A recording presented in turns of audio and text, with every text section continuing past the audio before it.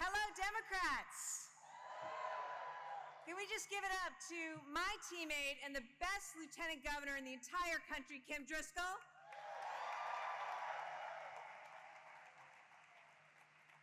I'm looking out and I'm loving seeing so many friends in this room today. I've known so many of you since my very first race as Attorney General over 10 years ago. I would not be standing here without you.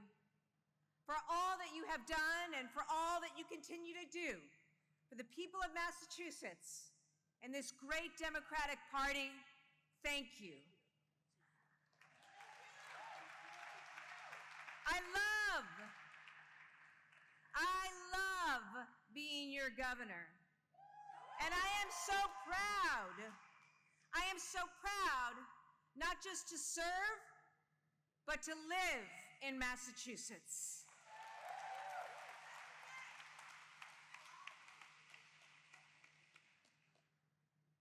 I've been thinking a lot about that this week,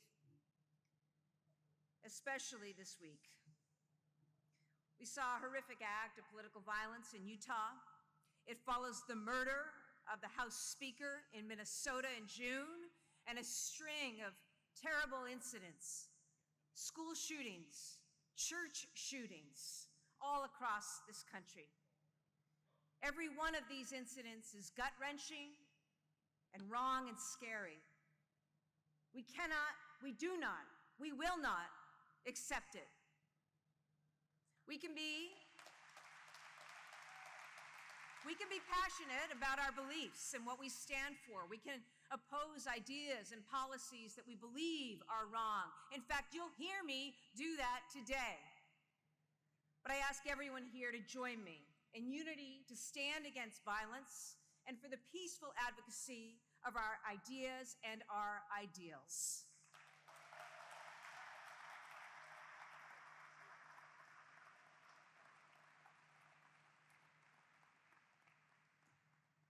And for every parent out there fearful to send their child to school, to a concert, or to church, it's also why we must continue to support strong gun laws and mental health care for all Americans.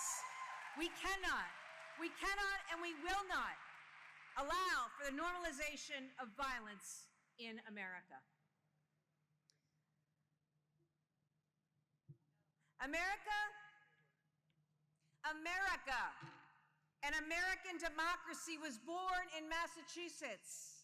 For over 250 years, we have celebrated freedom and progress. Aren't you proud to live in a state that gave us marriage equality, that made health care a right, the state that gave us the first public school, park, and library? The National Guard was born here in Massachusetts, too. And that Guard is under my command, by the way.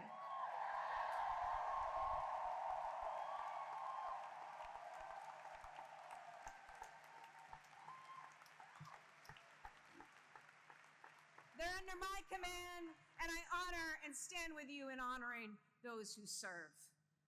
You know, yes, our service members and military make all the freedoms we enjoy possible. Thank you for the Heroes Act. Thank you, and I'm glad we could help out our great heroes. Listen, you know this, folks. Kim and I have spent every day the last nearly 3 years trying to live up to these ideals, trying to make a difference with all of you for the great people of our state. We believe, and I believe, that the job of government is to make life easier, not harder, to make it better for everyone. It's why we cut taxes for the first time in 20 years and made community college free for everyone. We passed the largest housing bill in history and have already built 100,000 homes. We did away with broker fees so renters could save money. We're working to lower the costs of energy and health care. We doubled funding for education in our schools, which now rank #1 in the nation. Thank you to our educators. And we fixed those veterans' homes to give our heroes the care they deserve. After years of mismanagement, we appointed somebody to run the T who actually knows what he's doing.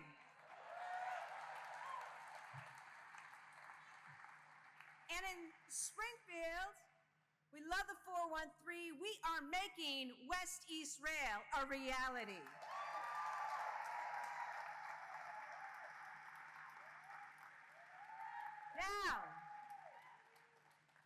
Now, nearly 3 years after you put your faith in us, Massachusetts is ranked the best economy, best place to live and raise a family, best place for women, and the best place for working moms and dads. Massachusetts, we are getting it done.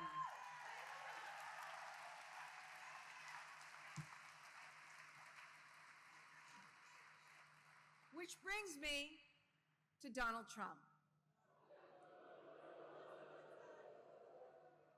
We've all seen the damage that Donald Trump is doing to our country.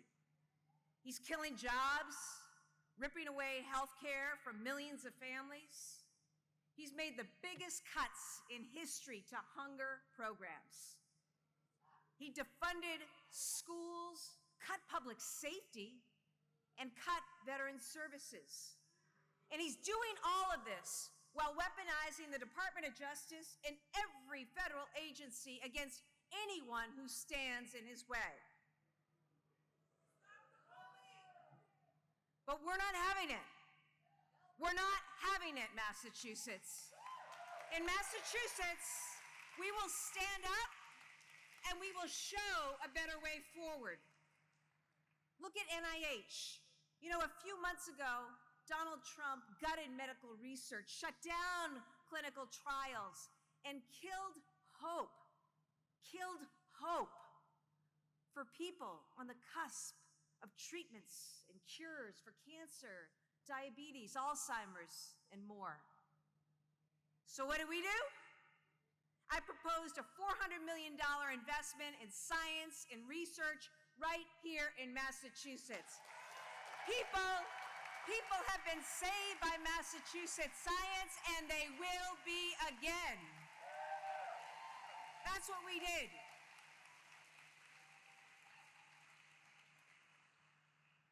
Then there's Bobby Kennedy Jr., the walking conspiracy theorist who's denying people vaccines and the health care they want and need. So I directed my public health commissioner, your public health commissioner, to write a prescription for every person in this state. We made sure that insurance companies will cover vaccines. We made sure that pharmacies and pharmacists will administer vaccines. So in Massachusetts, if you want a vaccine, you'll get a vaccine. We're not letting Donald Trump or Robert Kennedy or anyone else stand between you and your health care. When Donald Trump took away food from babies, from people with disabilities, from seniors, from veterans, from some of our most vulnerable families, what do? We formed an anti-hunger strike force to make sure that people are coordinating and that people in this state are fed. When they cut funding for Planned Parenthood and took away women's access to abortion, when they demonized our transgender people, we worked together with our legislature to pass the country's most comprehensive shield law to protect patients and providers.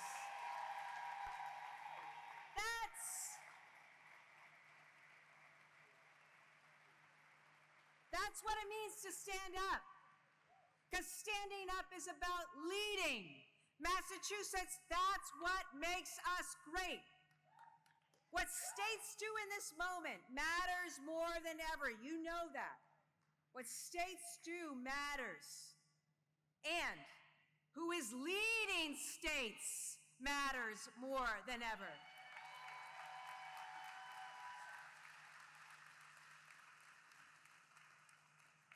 I have opponents opponents on the Republican side. We don't know yet who we'll face. But here's one thing I do know. None of them will stand up to Donald Trump. I will.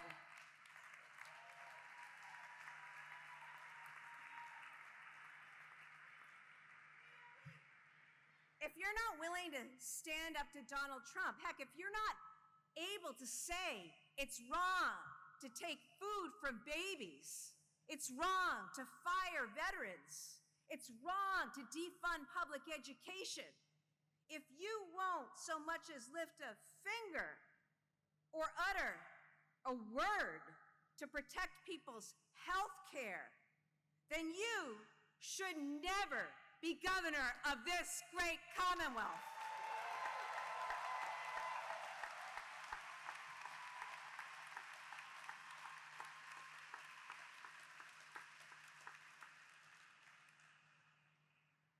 Like so many politicians around this country, they're afraid to stand up to Donald Trump.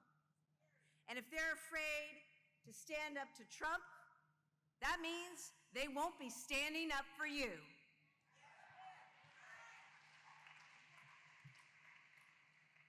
Which brings me to one last thing.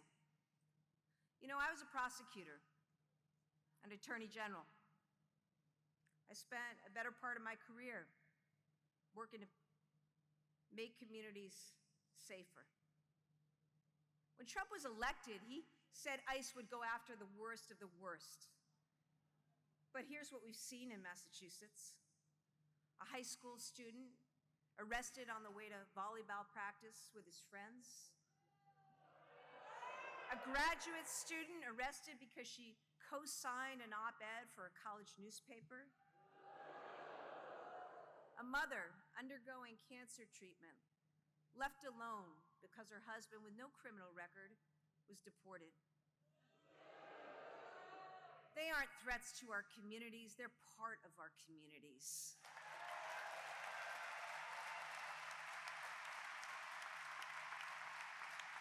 And when ICE ignores due process, when they send in masked agents and park outside churches and community celebrations just to intimidate and sow fear, when little kids are afraid to go to school, parents afraid to go to work, victims afraid to report crime, it does not make us safer.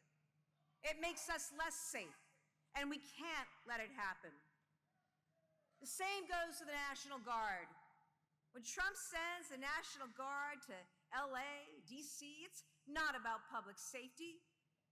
It's political theater designed to intimidate his political opponents and instill fear in our communities. Like so much of what he does, and what too many across this country are enabling, is to demoralize people, to dishearten everyone, to deflate everyone, to tire everyone, until we give up hope and give in. Well, we're Massachusetts, and we're Massachusetts Democrats. We do not give up. We stand up. We organize. We knock on doors. We make phone calls. And we decide the kind of state and country we want to be.